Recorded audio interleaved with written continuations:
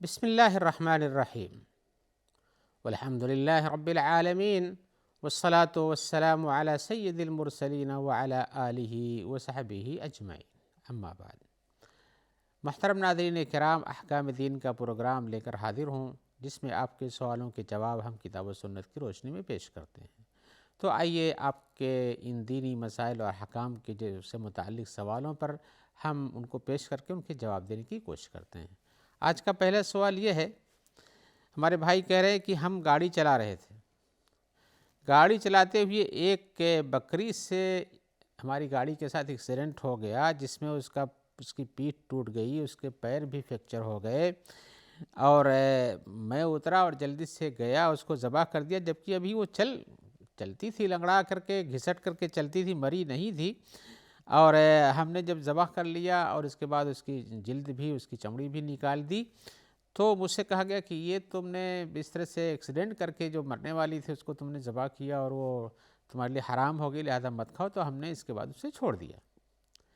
پوچھنا یہ چاہتے ہیں کہ کیا حقیقتاً یہ میرے لیے حرام ہوگی جبکہ ہم نے اس کو زندہ حالت میں ذبح کیا تھا، کہ حرام نہیں تھی؟ تو ہم جواباً کہیں گے کہ جیسا آپ نے بیان کیا ہے کہ وہ چل رہی تھی، سانس تھی، ٹیڑھی تھی، پیٹھ ٹوٹ گئی تھی، پیر فریکچر ہو گیا تھا لیکن گھسٹ رہی تھی، مردہ نہیں تھی، ابھی ہم نے اس پوزیشن میں اس کو ذبح کیا ہے، تو یہ آپ کے اوپر حرام نہیں ہے، اس لیے کہ قرآن مجید کی آیت تو کہتی ہے حرمت علیکم المیتۃ والدم وما اکل السبع الا ما ذکیتم، جو آیت کے آخر تک ہے، تو وہ تمہارے اوپر یہ مردہ حلال کیا گیا، خون حرام کیا گیا، خون حرام کیا گیا، اور بہت ساری چیزوں کا تذکرہ آیا ہے، یہاں تک کہا گیا کہ اور جو بھیڑیے اس کو کھا لیں الا ما ذکیتم، جو جنگلی جانور بھیڑیے جو ہوتے ہیں یا شیر وغیرہ یہ کھا لیں، الا ما ذکیتم، مگر سوائے ان چیزوں جن کو تم نے ذبح کر لیا ہے۔ تو ذبح کب کرے گا انسان؟ جب وہ زندہ ہوتی ہے، تو جب زندہ کی حالت میں آپ نے ذبح کر لیا تو وہ چیز اس استثناء کے تحت، ان ساری حرام کردہ چیزوں میں سے اس کا استثناء، اس کا الگ ایک حکم آیا کہ نہیں، مری نہیں تھی، آپ نے اس کو ذبح کر لیا تو تمہارے لیے وہ حلال ہو گئی، لہذا موجودہ صورتحال میں آپ کے لیے اس بکری کا زندہ حالت میں ذبح کر لینا یہ حلت کی دلیل ہے، وہ حرام نہیں ہوئی۔ جس نے آپ کو بتایا کہ وہ حرام ہے تمہارے لیے، اس نے سمجھا نہیں اور غلط حکم آپ کو سنا دیا ہے۔ لہذا ایسا کبھی بھی ہو کہ اگر آپ کوئی جانور دیکھتے ہیں، چوٹ لگ گئی ہے، ہاتھ پیر ٹوٹ گیا ہے، یا ہے کہ ہے مرنے کے قریب ہے، ابھی وہ زندہ ہی ہے اور اس کی جان موجود ہے، ایسا نہیں کہ مر چکی ہے، تو حالت حیات میں آپ نے اس کو ذبح کیا تو وہ چیز حلال ہو جاتی ہے۔ مر جانے کے بعد ذبح کرنے سے کچھ فائدہ نہیں ہے، اس لیے مر جانے کے بعد ذبح کرنے کا کوئی معنی ہی نہیں ہے۔ تو اس صورتحال میں آپ نے جو بکری جس کا ایکسیڈنٹ آپ سے ہوا اور آپ نے اس کو ذبح کیا، کھال نکالا، تو اس کا گوشت بھی حرام تھا نہیں تھا، حلال تھا آپ کے لیے۔ آئیے ایک اور سوال کی طرف آتے ہیں۔ سوال میں ہمارے بھائی پوچھ رہے ہیں کہ میں قرآن اچھا پڑھ لیتا ہوں،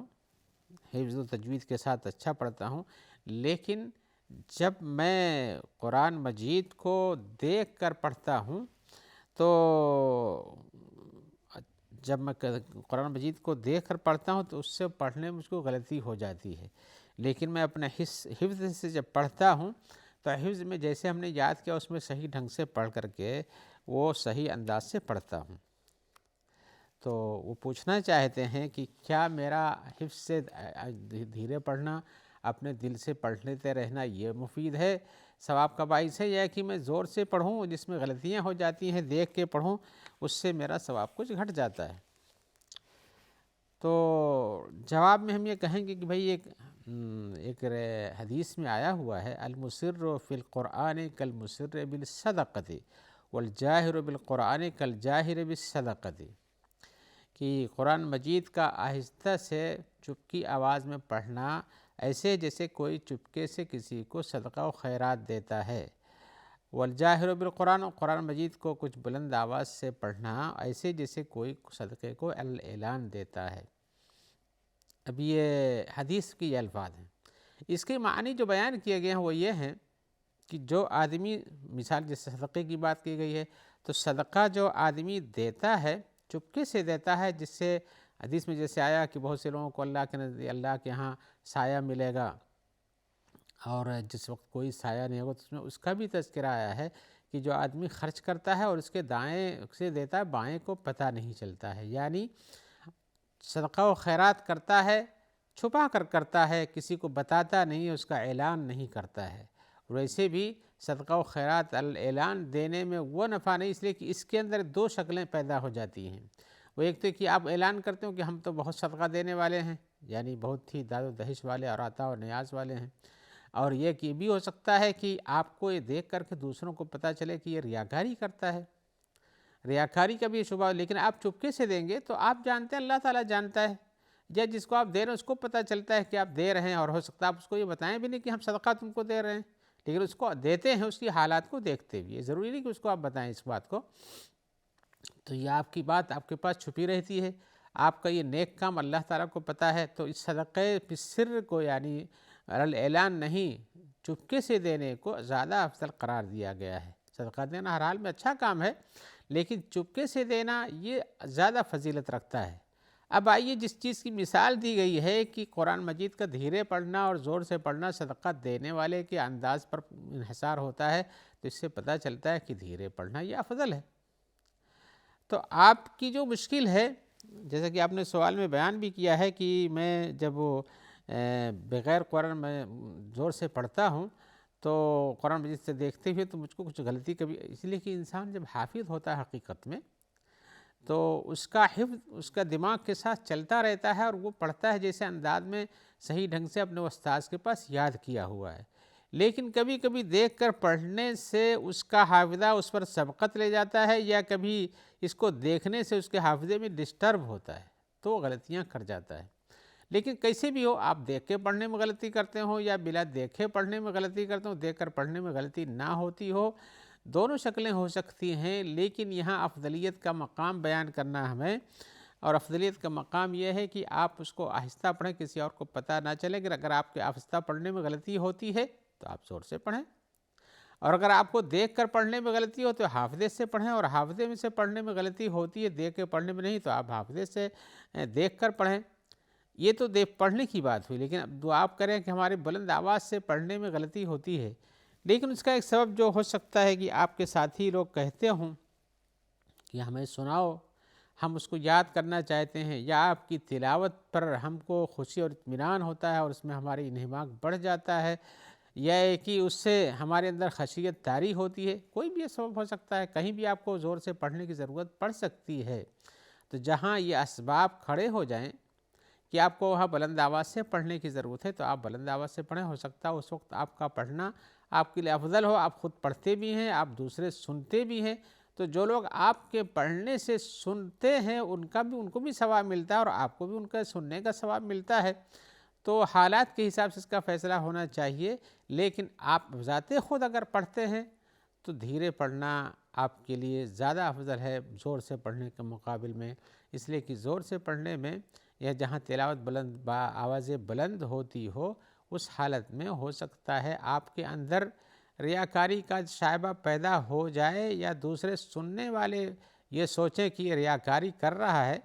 تو اس سے بہتر دھیرے پڑھنا ہوتا ہے۔ لہذا المسر بالقرآن کالمسر بالصدقۃ والی حدیث جو ہے کہ قرآن کو دھیرے پڑھنے والا ایسا ہی ہے جیسے کہ آدمی صدقہ دھیرے اور چپکے سے دیتا ہے، تو گویا کہ افضل کام ہے۔ لیکن کبھی کبھی صدقہ دینا بھی، جیسا کہ قرآن مجید کا حکم آیا ہوا ہے کہ کہیں صدقہ جو بلند دینا کھل کر کے یہ مفید ہے، اور رسول اللہ صلی اللہ علیہ وسلم نے کئی بسا اوقات ایسا کیا بھی ہے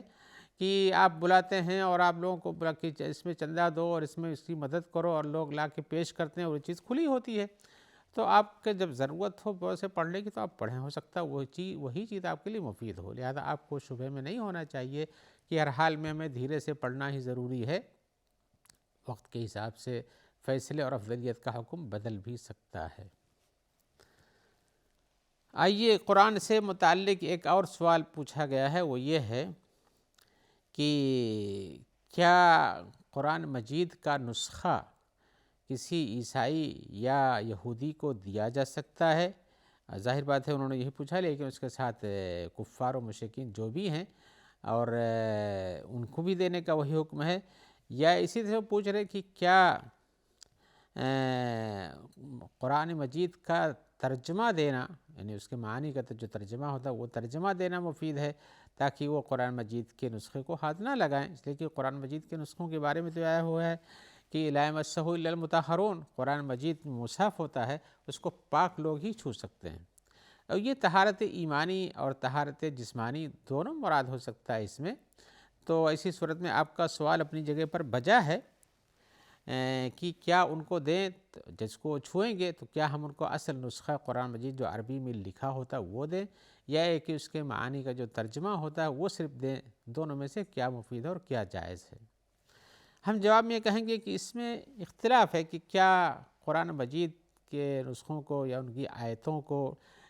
غیر مسلم جو طہارت پر نہ ہو چھو سکتا ہے کہ نہیں چھو سکتا، اس میں اختلاف ہے علماء کا، لیکن اولا اور اصح یہی ہے کہ آپ کو ایسے پرانے قرآن مجید کے پورے نسخوں کو نہیں دینا چاہیے۔ آیتوں کا حکم الگ ہو سکتا ہے،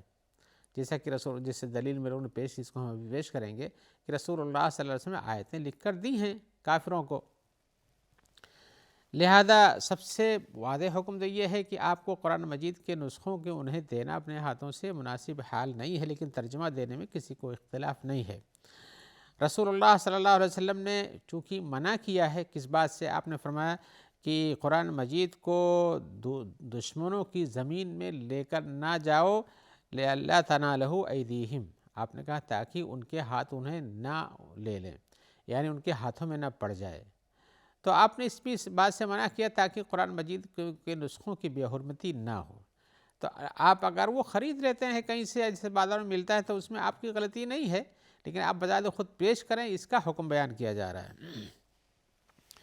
لیکن قرآن مجید کو ان کو دیں گے تو ظاہر بات ہے وہ پڑھ بھی سکتے ہیں اور اس کی بے حرمتی بھی کر سکتے ہیں، لیکن قرآن مجید میں یہ حکم آیا ہوا ہے وَإِنْ أَحَدٌ مِّنَ الْمُشْرِكِينَ اسْتَجَارَكَ فَأَجِرْهُ حَتَّى يَسْمَعَ كَلَامَ اللَّهِ، اگر مشرکوں میں سے کوئی آدمی آپ سے پناہ چاہتا کہ اپنے ہاں رہنے دیجئے تو آپ اس کو پناہ دے دیجئے تاکہ وہ قرآن مجید کو سن سکے، اللہ کے کلام کو سن سکے۔ تو جہاں آپ سنا سکیں ان کو اپنے طرف سے وہ ٹھیک ہے، لیکن ان کو لے کے جائیں اور جس کی بنیاد پر اس کی بے حرمتی ممکن ہو سکے، یہ آپ کے لیے مناسب حال چیز نہیں ہے۔ جن لوگوں نے کہا کہ نہیں قرآن مجید دیا جا سکتا ہے، اس لیے کہ وہ کہتے ہیں کہ رسول اللہ صلی اللہ علیہ وسلم نے ہرقل بادشاہ کو جو خط لکھا تھا، اس خط میں یہ تھا یا اہل الکتاب تعالوا الی کلمۃ سواء بیننا وبینکم، اے اہل کتاب اس کلمے کی طرف آ جاؤ جو ہمارے اور تمہارے درمیان برابر ہے، یعنی اللہ کی عبادت کا تذکرہ آ گیا ہوا ہے کہ اللہ کی توحید ہم کریں۔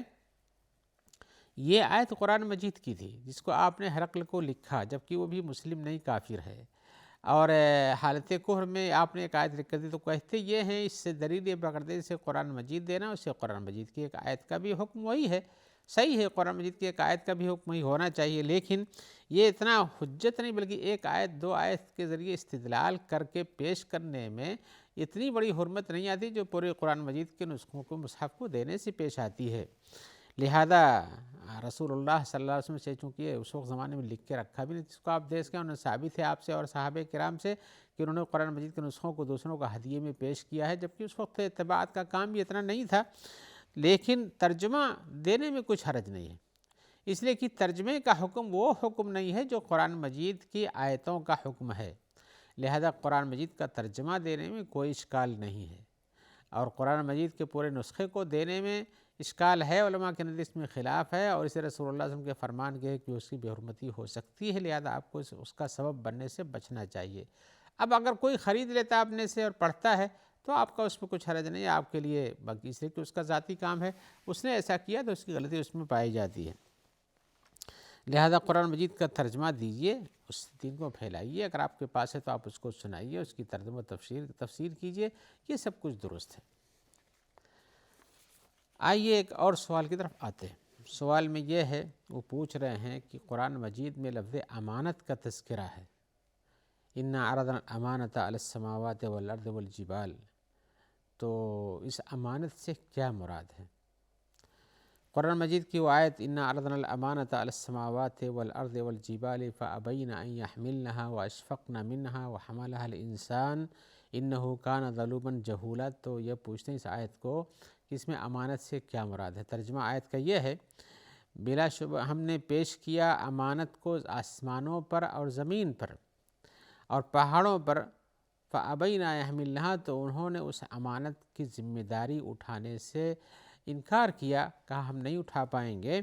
وَأَشْفَقْنَ مِنْهَا، اور اس سے ڈر گئے، اس لیے کہ امانت ایک بڑی چیز تھی جس کی ذمہ داری اٹھانا آسان کام نہیں تھا۔ اللہ تعالیٰ فرماتے ہیں وَحَمَلَهَا الْإِنسَانُ، اور انسان نے ذمہ داری کو قبول کیا کہ ہم اللہ کی امانت دی ہوئی امانت کو اٹھائیں گے، اس کی ذمہ داری لیں گے۔ إِنَّهُ كَانَ ظَلُومًا جَهُولًا، بلا شبہ وہ ظالم اور جاہل تھا، یعنی اپنے اوپر ظلم کرنے والا اور معاملات کو نہ سمجھنے والا تھا۔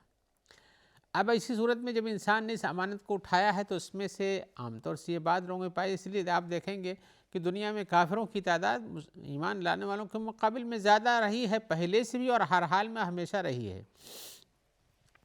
تو یہ امانت کون سی امانت ہے؟ کیا یہ امانت عقلی امانت ہے کہ ذمہ داری فہم کے حساب سے اس کو اٹھانا چاہیے تھا، اس کے حقوق کو پورا کرنا چاہیے تھا، یا یہ ہے کہ انسان کو جو امانتیں دی جاتی ہیں لوگوں کی طرف سے وہ امانت مقصود ہے؟ تو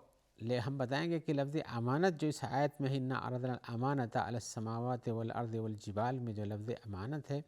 اس سے وہ ذمہ داری مراد ہے، وہ امانت کی ذمہ داری وہ امانت ہے جو ہر انسان کو دی جاتی ہے اللہ کی طرف سے، عبادات میں بھی، معاملات میں بھی، اور اسی طرح سے اس امانت کو رکھ کر کے اسے کہا گیا کہ تم اس کو پورا کرو۔ آپ جانتے ہو کہ امانت کی ادائیگی کے بعد ثواب بہت عظیم ہے، اور جو امانت میں خیانت کرے اس کا عذاب بھی بہت بڑا ہے۔ تو یہ امانت ہے جس کو انسان کو دیا گیا کہ اللہ تعالیٰ کی طرف سے جو ذمہ داری دی جاتی ہے اس کو پوری طرح سے ادا کرو۔ اب یہ ذمہ داریاں عبادات میں بھی ہیں، آپ عبادات میں جانتے ہوں کیسے کیسے کیا کرنا ہے، شریعت کے حکم کے حساب سے کرنا ہے، اور جیسے کہا گیا ویسے کرنا ہے، اور پورے اخلاص سے کرنا ہے، اس میں ریاکاری نہیں ہونی چاہیے۔ یہ ساری امانتیں جو عبادتوں کی ہیں وہ آپ کو معلوم ہے۔ اور اسی طرح سے اب یہ نماز میں ہے، زکوٰۃ میں ہے، حج میں ہے، روزے میں ہے، جہاد میں ہے، والدین کی اطاعت میں ہے، اسی طرح سے آپ کو جو وعدے آپ کو جو دیے جاتے ہیں ان کے پورا کرنے میں ہے، اور ہر وہ چیز جو انسان کی ذمہ داری شرعی طور پر ہوتی ہے اور انسانوں کی طرف سے بھی بنتی ہے، وہ سب چیزیں اس امانت کے لفظ میں شامل ہیں۔ اب اس سلسلے میں مزید تفصیلات کے لیے کہ وہ امانت کی ادائیگی اور اس کو انسان کو ظالم اور جاہل کیوں کہا گیا، اس کی تفصیل کے لیے انشاءاللہ ہم آپ سے دوسری ملاقات میں یہ سب چیزیں پیش کریں گے، اس لیے کہ اس امانت کا سمجھنا، اس لفظ امانہ کا سمجھنا بہت ضروری چیز ہے، تاکہ انسان اپنی زندگی میں صحیح ڈھنگ اور صحیح راستے میں چلے، جس سے اللہ تبارک و تعالیٰ کی مرضی حاصل ہو سکے۔